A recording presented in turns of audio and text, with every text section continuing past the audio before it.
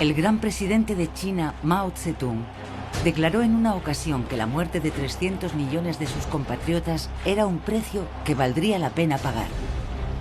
Básicamente estaba diciendo, estoy dispuesto a perder a la mitad de mi pueblo para conseguir lo que quiero, estoy dispuesto a correr ese riesgo. Es una forma de pensar brutal y desalmada. Finalmente, su despiadado régimen político será responsable del exterminio de millones de personas. La violencia sirve para llegar al poder. Estaba convencido de que la política tenía que ser violenta. Esta es la historia de un autócrata sádico adicto a la brutalidad. Desde sus raíces comunistas y a lo largo de todo su reinado de crueldad y venganza. Mao se encuentra al nivel de Hitler y Stalin. Incluso después de su muerte, el miedo que infundía Mao hace que se le siga adorando a día de hoy.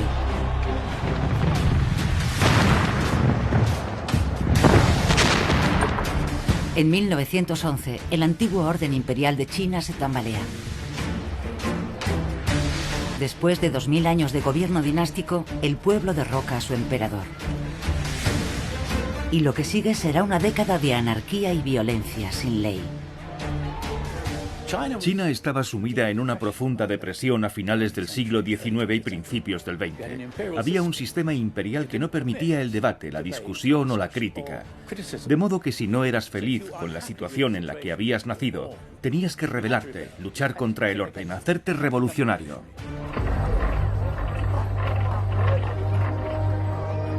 De las ruinas del imperio empiezan a emerger dos grupos políticos de ideologías opuestas. Los nacionalistas, que buscan la transformación de China en una república capitalista de corte occidental. Y los comunistas, un pequeño grupo inspirado por la revolución bolchevique de Lenin en Rusia. Ambas facciones dicen representar a los 600 millones de campesinos que viven en condiciones casi medievales en el país. Pero este choque de ideologías planta las semillas de una sangrienta guerra civil que asolará China durante 2 décadas.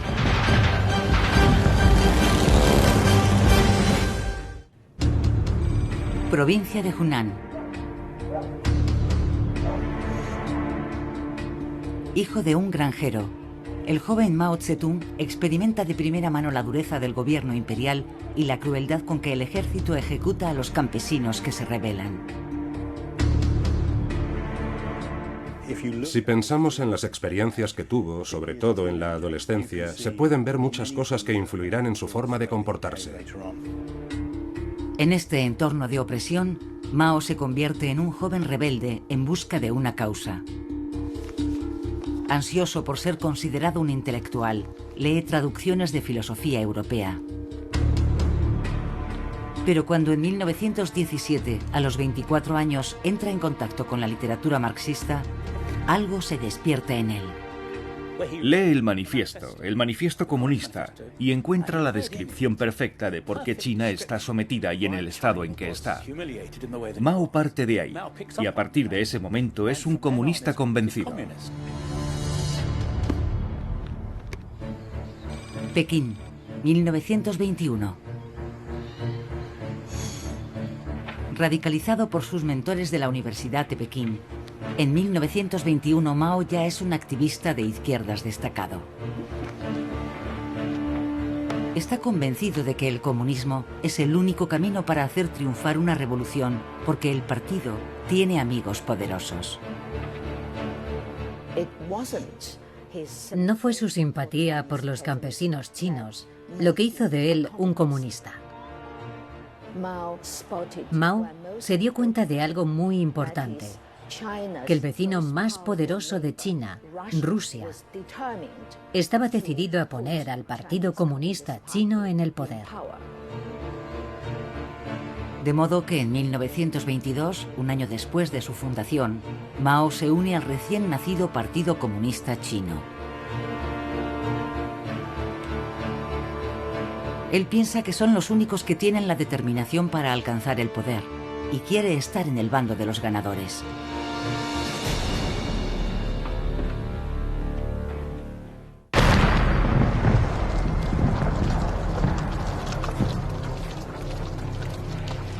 Pero en 1924, los rivales nacionalistas de Mao se hacen con el poder y establecen un gobierno oficial en China. Mao se da cuenta de que él tiene la clave para conseguir el triunfo de los comunistas chinos y se produce el primero de sus numerosos choques con sus camaradas rusos.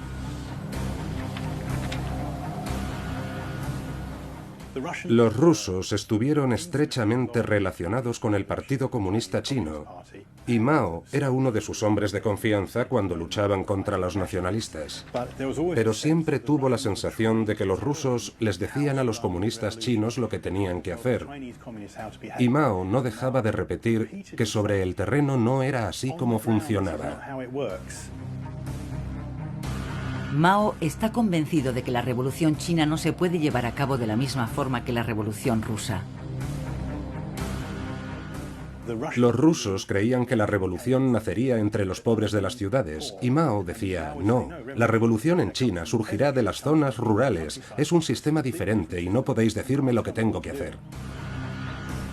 La firme convicción de Mao de que la chispa de la revolución tenía que surgir de los campesinos chinos se convierte en la piedra angular de su filosofía política durante las 4 décadas siguientes.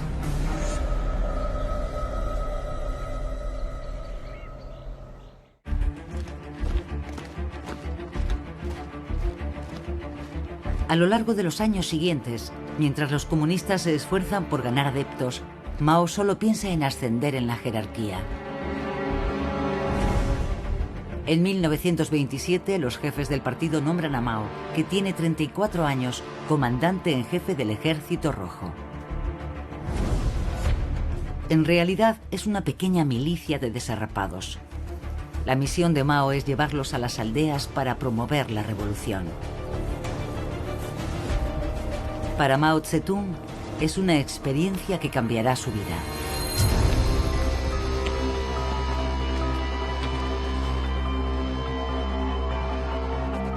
Su método para hacer la revolución es simple: volver a los campesinos en contra de sus señores. Recordando lo aprendido en sus libros de filosofía, que el fin justifica los medios, a Mao le da igual quién sufra las consecuencias. En cada aldea a la que llegan, se reúne a los campesinos y se les obliga a denunciar a un número de víctimas cuidadosamente seleccionadas, a las que se considera tiranos, terratenientes o traidores. Se dice que los campesinos detienen a los opresores de las masas, los pasean atados, los humillan y los ejecutan. La violencia de 1927 marca el inicio oficial de la sangrienta Guerra Civil China y enseña a Mao una lección que le será muy útil en su imparable ascenso al poder. La violencia funciona. Él mismo dijo que en aquel momento se había convencido de que la política tenía que ser violenta, porque nadie abandona el poder voluntariamente, hay que arrebatárselo. Él dijo la famosa frase: todo poder nace del cañón de un arma.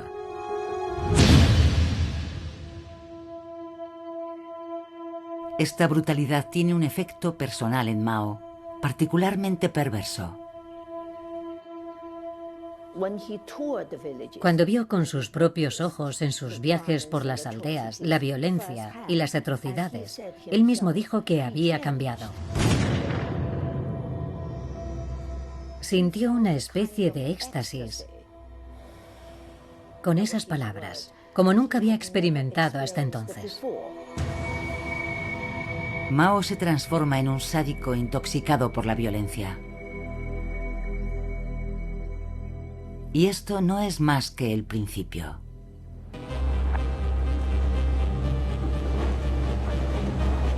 En las altas esferas del Partido Comunista se reconoce el talento de Mao. Su carrera política despega, pero lejos del frente de la guerra.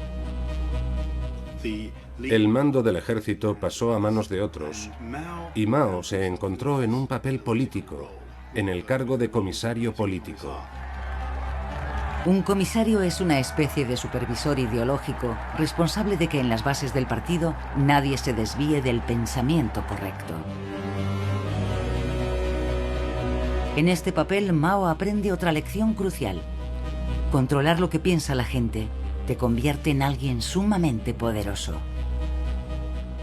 Promovía el culto hacia su persona. La gente ya hablaba del pensamiento de Mao Zedong y lo veía como una especie de líder filosófico del Partido Comunista. Erigirse en suprema autoridad del pensamiento comunista es una maniobra que será muy útil a Mao en su magistral ascenso a la cima del poder.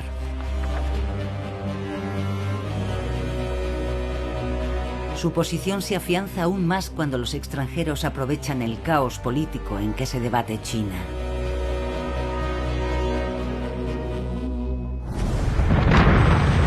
Manchuria, 1931.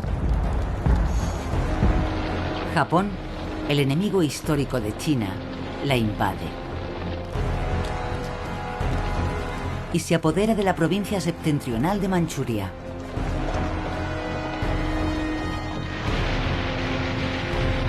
El gobierno nacionalista intenta resistir, pero no es lo bastante fuerte. Una invasión japonesa a gran escala parece inevitable. Los comunistas intentan aprovechar el caos para derrocar al gobierno nacionalista, pero fracasan. La fama de Mao se consolida durante una retirada que dura un año entero huyendo del ejército nacionalista. Es la llamada Larga Marcha de 1935. Según aumenta el saldo de víctimas, al final Mao es casi literalmente el único que queda en pie. Lo único que hizo Mao fue seguir vivo. Cada vez que más comunistas leales seguían las órdenes de sus superiores y morían, Mao subía otro escalón hacia el poder. Así, a los 42 años, gracias al uso estratégico de la violencia y del control ideológico, y con un poco de suerte, Mao Zedong alcanza su objetivo. Es nombrado líder del Partido Comunista Chino, una posición desde la cual puede poner en marcha su plan maestro: convertirse en gobernante supremo de toda China.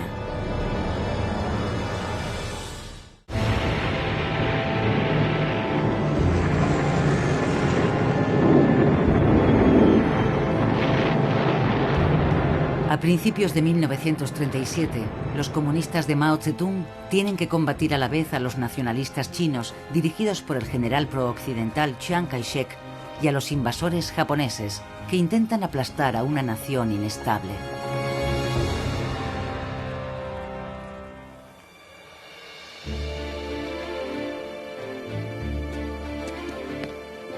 Como nuevo líder del Partido Comunista de China, Mao Zedong establece su cuartel general en Yan'an. Es una ciudad en las montañas destruida por los bombardeos durante la Guerra Civil, pero su fama se extiende por todo el país. La creencia popular es que Yan'an es una utopía comunista, un paraíso donde los radicales, los intelectuales y la juventud idealista pueden pensar libremente. Eran adolescentes y, por supuesto, pensaban que el comunismo luchaba por la igualdad. Durante una década fueron llegando allí para unirse a la causa de la liberación de China. Pensaban que Chiang Kai-shek no lo estaba haciendo bien en la guerra contra Japón. Y aquellos jóvenes, incluido mi padre, fueron al norte, donde estaba Mao, pensando que iban a incorporarse a la lucha contra los japoneses.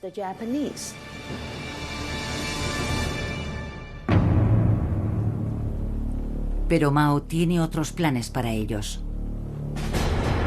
Su intención es convertir a los fieles comunistas de Yan'an en una fuerza que le obedezca ciegamente y que le lleve al poder.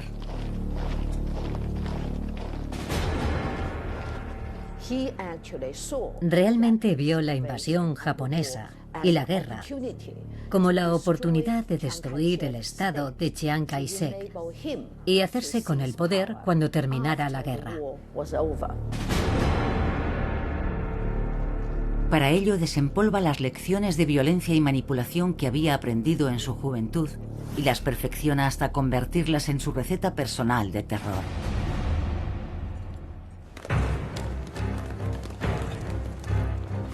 Primero erradica el principio de utopía igualitaria y establece una jerarquía, con él mismo en la cúspide. En Yan'an no había nada parecido a la igualdad. En las casas había grados. En la comida había grados. En la ropa había grados. Y mientras tanto, Mao vestía con el algodón más fino importado de las zonas nacionalistas.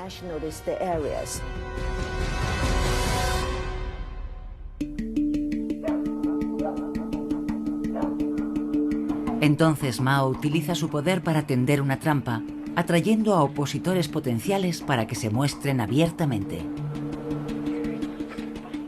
Mao sugiere que la gente pueda criticarle. Debatamos juntos, discutamos nuestras diferencias. Esforcémonos por decidir qué es lo mejor para nosotros.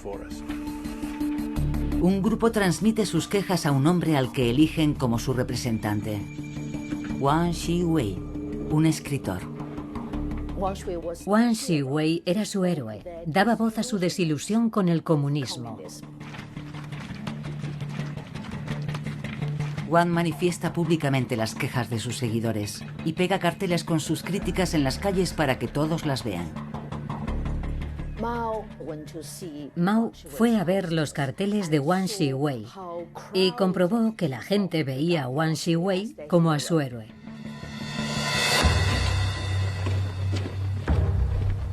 Una vez descubierto Wang, Mao entra en acción y pone en práctica su convicción de que el poder llega a través de la violencia.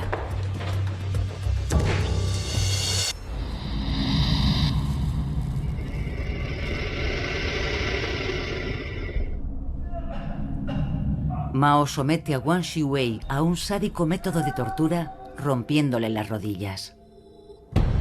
Es el llamado Banco del Tigre. De todos los instrumentos de tortura disponibles, es su favorito. Mediante la tortura, Mao consigue que Wang Shiwei diga cualquier cosa. Hace una falsa confesión, que es espía de los nacionalistas. Además, se le obliga a implicar a otros camaradas inocentes, aunque nada de lo que diga puede evitar su ejecución. Porque Mao quiere enviar un claro mensaje. Si no piensas como Mao quiere que pienses, vas a morir.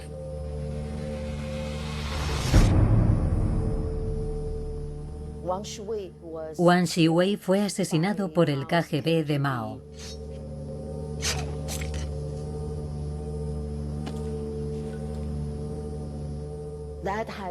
Aquello tuvo un efecto devastador en aquellos jóvenes.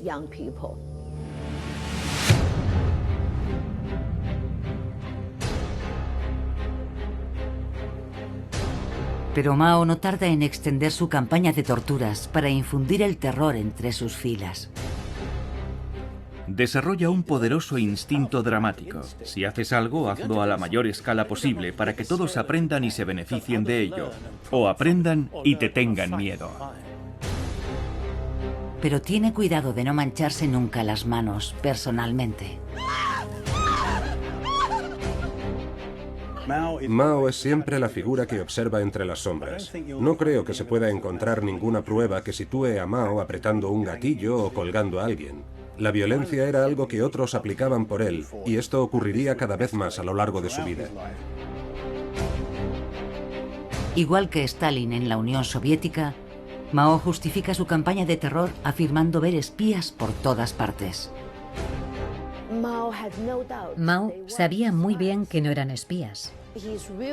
Su verdadero objetivo era aterrorizar a aquellos jóvenes y moldearlos para formar el ejército que necesitaría en el futuro. Desde este momento, el asesinato y la tortura quedan firmemente establecidos como los pilares de su filosofía política personal. La violencia es un aspecto accidental del maoísmo, es una parte necesaria. Él decía: no los ejecutes antes de sacarles todo lo que puedas. El resultado es que Mao se convierte en líder de un ejército de 500.000 de leales a los que ha lavado el cerebro a través del miedo.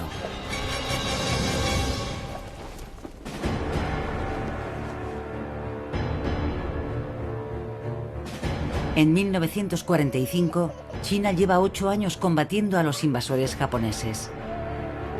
Con millones de desplazados, China se encuentra de rodillas y es campo abonado para la revolución.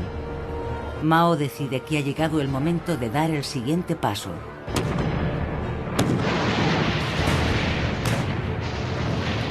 Desciende de las montañas de Yan'an con un ejército de 3 millones de soldados bien equipados con el armamento proporcionado por su aliado comunista, Stalin.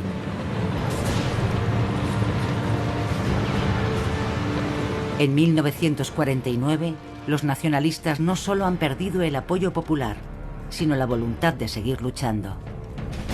Su líder, el general Chiang Kai-shek, renuncia.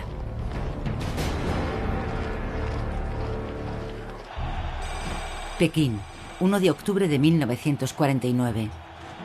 Pocos días después, Mao Zedong se proclama líder supremo de 600 millones de personas.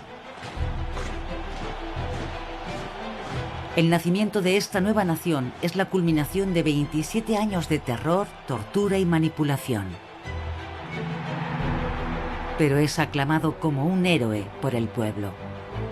Mao era genuinamente popular entre la población china en 1949 porque había dirigido una revolución de campesinos. Había acabado con siglos de opresión, derrotado a los terratenientes, a los señores de la guerra, a los japoneses, a los nacionalistas, y dijo: nos hemos levantado como pueblo y ahora crearemos nuestro mundo. Lo que los chinos no saben es que lo más terrible del mandato de Mao aún está por llegar.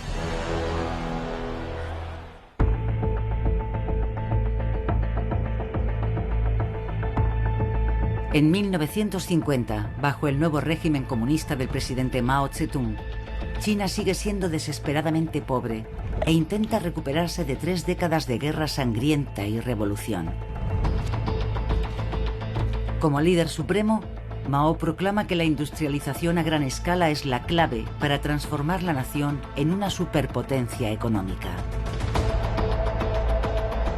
Y está decidido a conseguirlo de la noche a la mañana, sea cual sea el coste humano.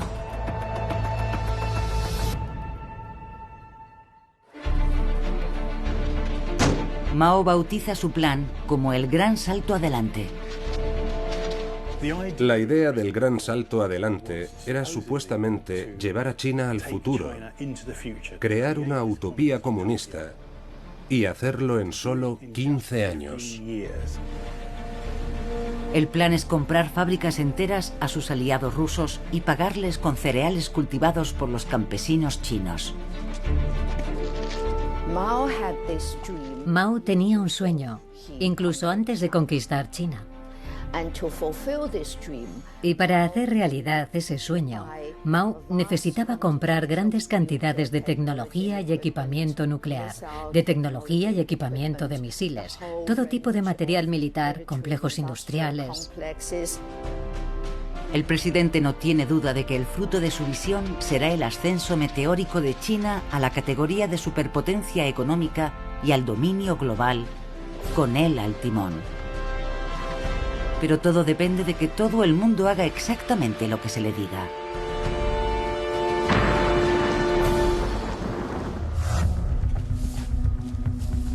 Mao empieza por ilegalizar la empresa privada en el campo.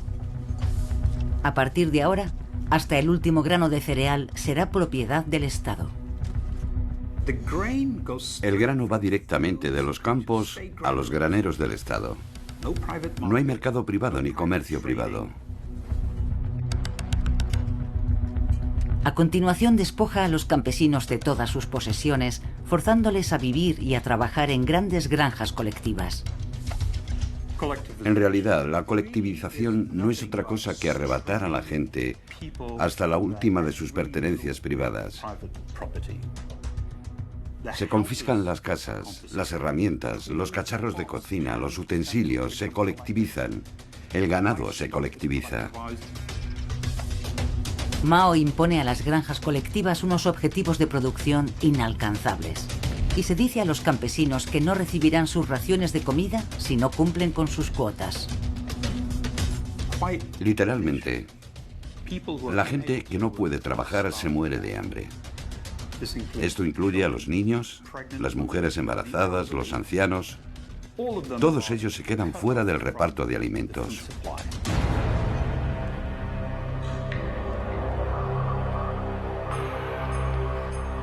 Las autoridades no tardan en perder el control de la situación. El pueblo, hambriento, cada vez está más débil y es más incapaz de trabajar. Así que en lugar de un gran salto adelante, lo que se produce es un absoluto desastre. Por todo el país, millones de personas mueren de hambre al colapsarse la cadena de producción de alimentos.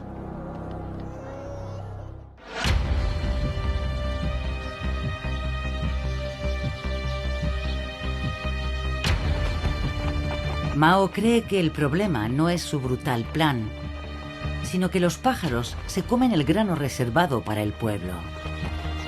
Y promulga un edicto. Los chinos deben eliminar hasta el último gorrión.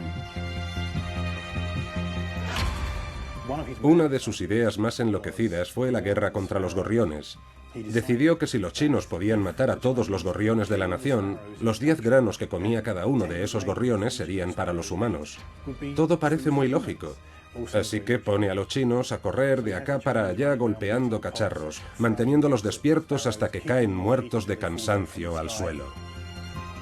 Cazaban pájaros días enteros, haciendo ruido con cualquier cosa para que los pájaros no pudieran posarse y descansar hasta que caían del cielo. Reunían miles de pájaros muertos, los colgaban y los paseaban por los pueblos para mostrar la gran contribución que había hecho la aldea a la producción de alimento. Muy bien, presidente Mao, solo que ahora ya no hay nada que se coma los insectos, de modo que el siguiente año se pierden todas las cosechas porque las orugas y las langostas se comen todo el grano y la hambruna es terrible. Lejos de aliviar el sufrimiento de su pueblo, la intervención de Mao empeora aún más las cosas.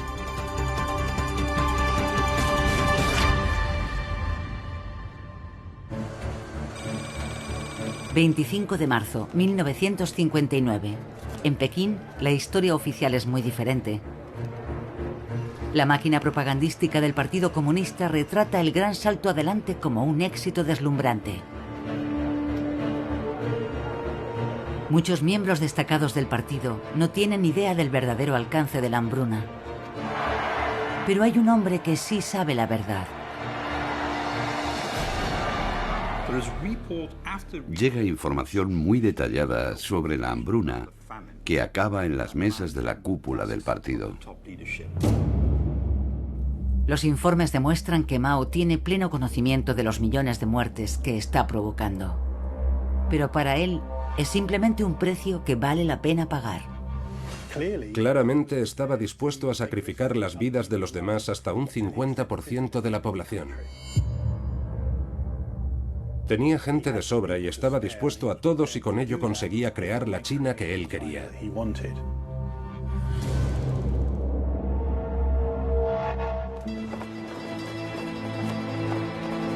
En la primavera de 1959, la verdad empieza a salir a la luz.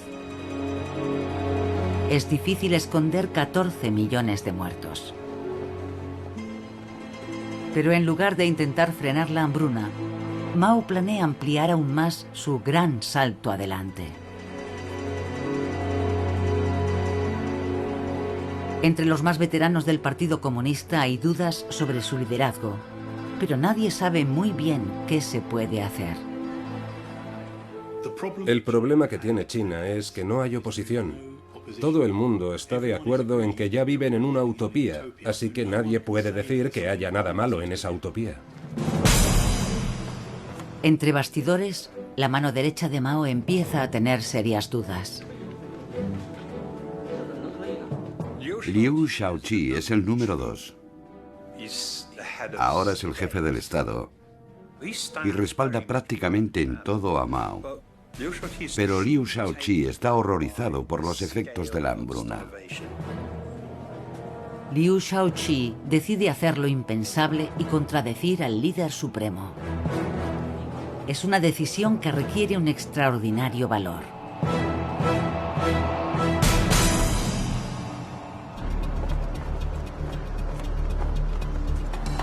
En julio de 1959, Mao convoca un congreso del Partido Comunista para que apoye la expansión de su gran salto adelante. Lo que pasa entonces coge a todos por sorpresa. Liu realizó el mayor acto de valor de su vida. Básicamente dijo que había una terrible hambruna, que había sido un error humano y que había que pararla.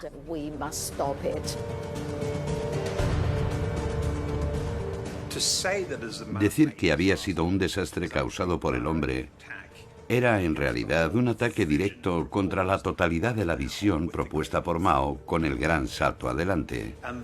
Y eso era realmente romper un tabú.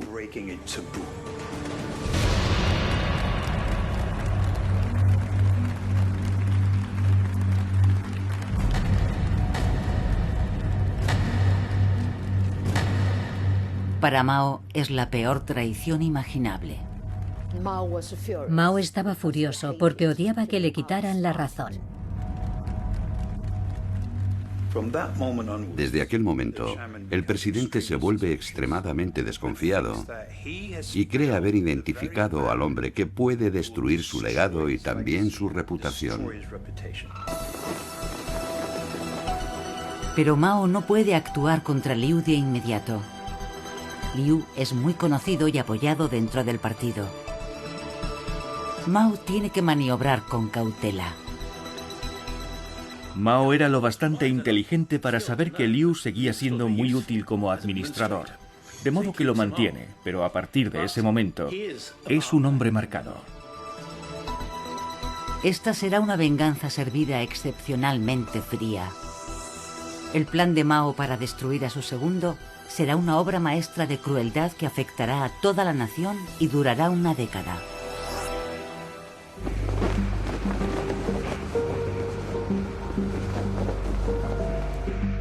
En 1965, el presidente Mao, a sus 71 años, ha sido líder supremo de China durante 16. Pero a causa de la desastrosa hambruna provocada por sus políticas, por primera vez se murmura en las altas esferas del partido que quizá habría que sustituir al gran timonel. Pero en lugar de esperar a que sus enemigos vayan a por él, Mao decide tomar la iniciativa. Estaba decidido a recordar a su pueblo que, en sus palabras, una revolución no es una fiesta.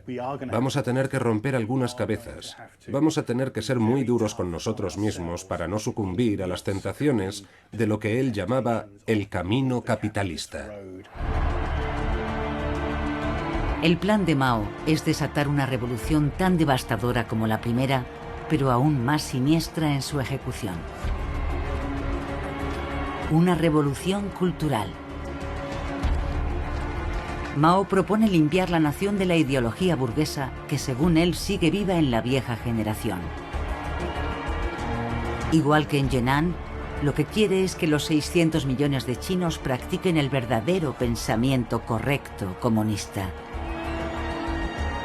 Y una vez más, él será la única persona que decida cuál es el pensamiento correcto.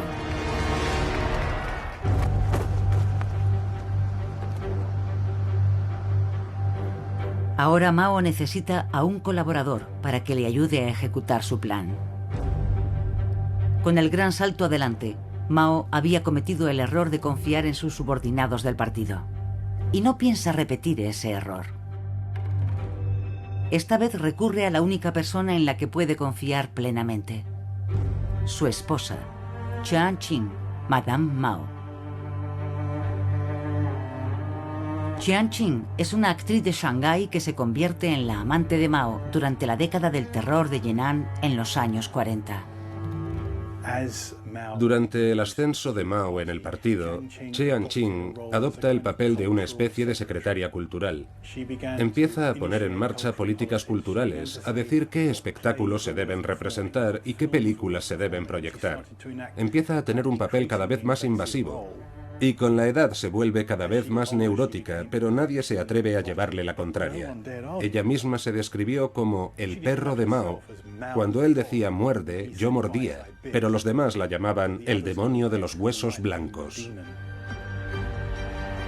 Juntos, Mao y Madame Mao forman una pareja formidable e intocable.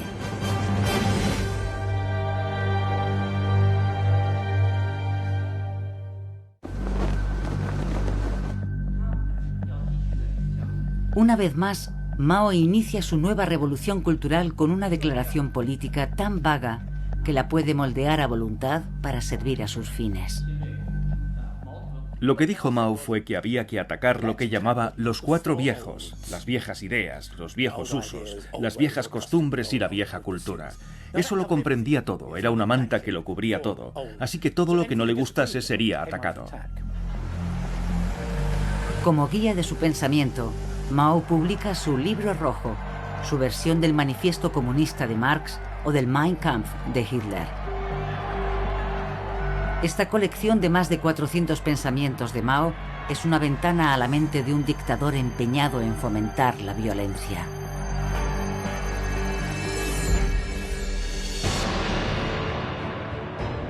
La guerra es la continuación de la política. La guerra es la forma más elevada de lucha. Depende de nosotros organizar al pueblo.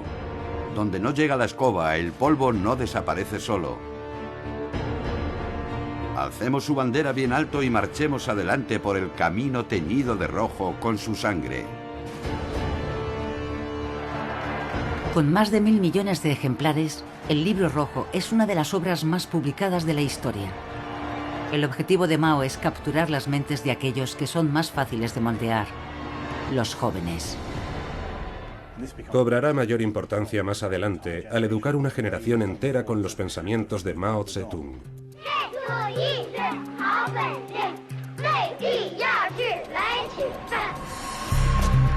Estos niños crecerán para convertirse en un ejército obediente, igual que el de Jinan, que impondrá la voluntad de Mao. Es su tristemente famosa Guardia Roja. Ahora su pasión por la violencia y el caos da un giro siniestro. Incita a su ejército de adolescentes a levantarse y masacrar a sus mayores. Hace algo muy inteligente psicológicamente hablando. Apela a los jóvenes. Vosotros sois China, sois el futuro. Jóvenes, levantaos y purificad nuestra sociedad de elementos corruptos. Este era el procedimiento habitual de Mao. Cuando quería hacer algo, siempre implantaba el terror. Mao elige cuidadosamente su primer objetivo. Los jóvenes de la Guardia Roja se vuelven contra sus profesores. Mao no odiaba especialmente a los profesores. Él mismo se consideraba un profesor, pero para generar el terror necesitaba víctimas. Así que fue una medida completamente cínica y calculada.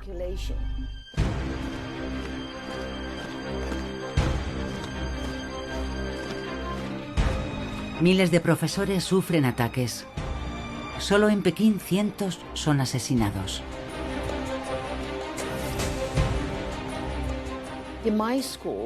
En mi escuela hubo una violencia terrible. El director no pudo soportarlo e intentó suicidarse cortándose el cuello. Un jardinero de la escuela que había sido oficial nacionalista fue detenido y lo mataron a golpes. La Guardia Roja crece hasta contar con millones de miembros que asolan el país en una espiral de vandalismo y muerte. Pronto, nadie está a salvo.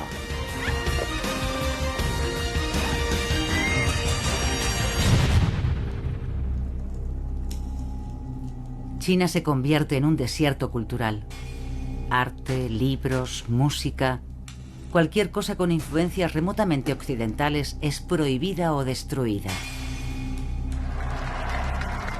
Pero el verdadero objetivo de Mao apenas empieza a vislumbrarse. Pekín, septiembre de 1967. Mao ordena a sus guardias rojos que extiendan su reinado de terror a sus rivales en el Partido Comunista. Es su ajuste de cuentas personal. Se utiliza la metáfora de la cirugía. Hay que extirpar el cáncer para que el cuerpo político se recupere. De modo que la violencia no es solo un medio para alcanzar un fin. Es algo esencial en cualquier situación revolucionaria. Violencia es revolución. Cientos de miles de funcionarios del partido son enviados a campos de trabajo, empujados al suicidio, encarcelados o simplemente asesinados. Son las personas que han mostrado dudas sobre el gran salto adelante de Mao.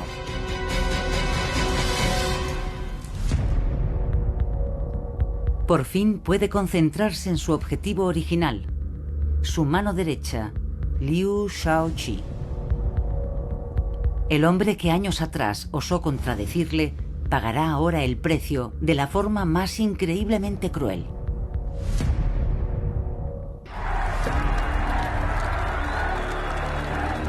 En 1968, la revolución cultural del presidente comunista Mao Zedong, concebida para destruir a todo aquel que se oponga a él en China, está a punto de alcanzar su objetivo. Mao está más decidido que nunca a mantenerse en el poder.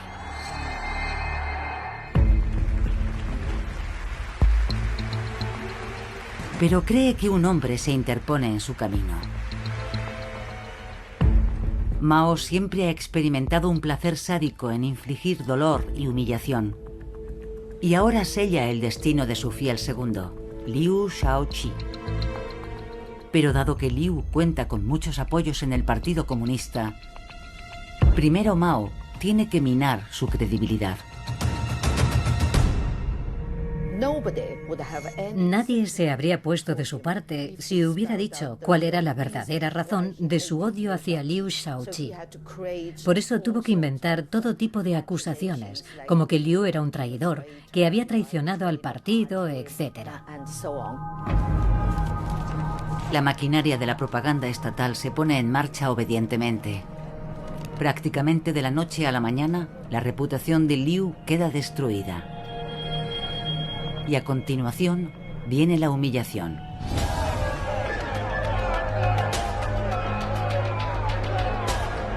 Como cientos de sus camaradas antes que él, Liu es acusado y humillado públicamente.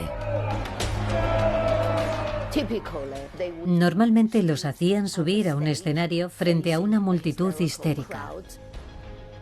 Y les daban patadas, golpes, los torturaban. Los hacían arrodillarse sobre cristales rotos, los paseaban por las calles y finalmente los mandaban a los campos. Liu sufre más de un año de tortura.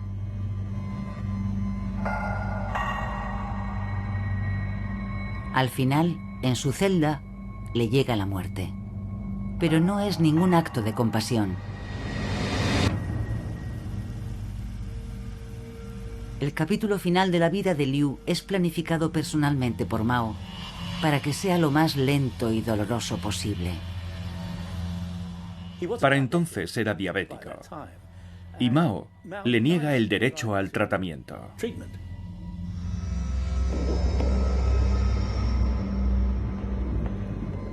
Murió en el suelo de una celda sobre sus propios excrementos. Como para demostrar que su depravación no tiene límites, Mao exige que la dolorosa muerte de Liu sea filmada para su disfrute personal. Es una historia terrible, porque era un hombre de la larga marcha. Había sido el mayor compañero de Mao en cierto sentido. Hay quien dice que si se hubiera examinado a Mao, se habrían encontrado en él aspectos de un desorden de personalidad que lo clasificaría como clínicamente enfermo, hasta el extremo de la demencia.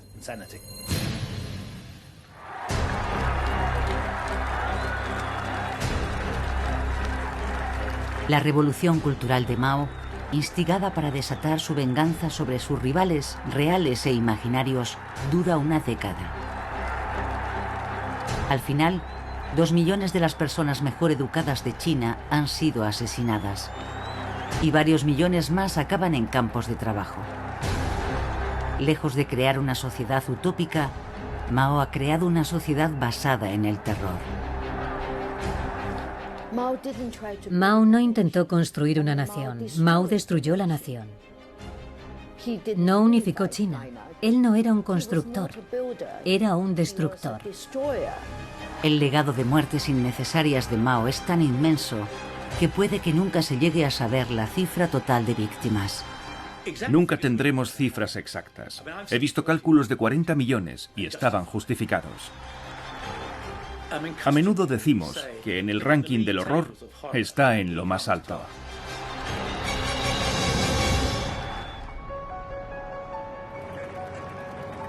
A principios de la década de 1970, cerca de su 80 cumpleaños, la salud de Mao empieza a deteriorarse.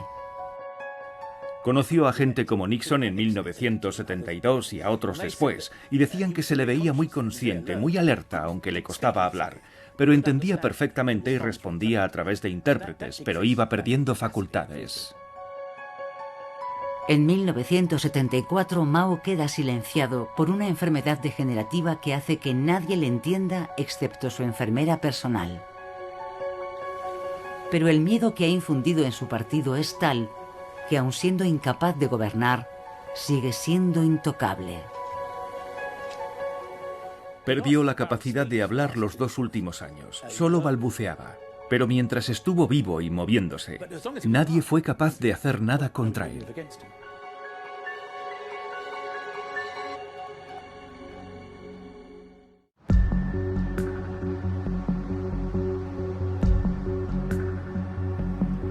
El deterioro de la salud de Mao hace que el progreso de China como nación se paralice. Y bajo la superficie, Mao sufre una paranoia cada vez más intensa. Estuvo en el poder 27 años y siempre vivió como si estuviera en una zona de guerra, preparado para huir todo el tiempo. En vísperas de tomar el poder en 1949, Mao temblaba como una hoja, como se suele decir, cada vez que veía a un extraño. Estaba a punto de tomar el poder en China y estaba completamente aterrado. Quizá es un castigo psicológico por su total falta de empatía hacia las vidas de sus semejantes. Pero sobre todo, en sus últimos años, Mao es consciente de que su partido piensa que ha fracasado.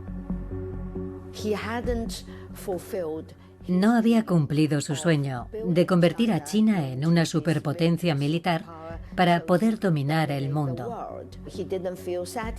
No se sentía satisfecho. Se compadecía de sí mismo. Pero no sentía nada por la tragedia que había infligido al pueblo chino, ni por la muerte de más de 70 millones de chinos en tiempos de paz, solo porque él tenía un sueño.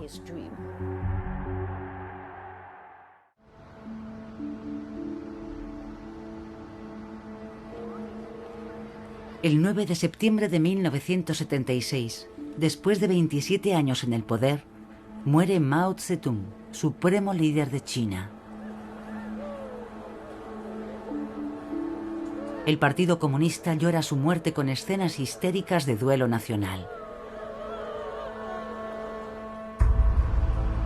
Pero después de su muerte, la ideología de Mao es casi totalmente rechazada. Y muchos de aquellos que encarceló serán los futuros líderes del país. Aunque era un sádico y un déspota, igual que Stalin o Hitler, hoy en día su retrato sigue estando en todas partes. Por un lado es porque admitir lo que realmente hizo socavaría el poder del Partido Comunista. Pero también es porque, para bien o para mal, Mao Zedong es el padre de la China moderna.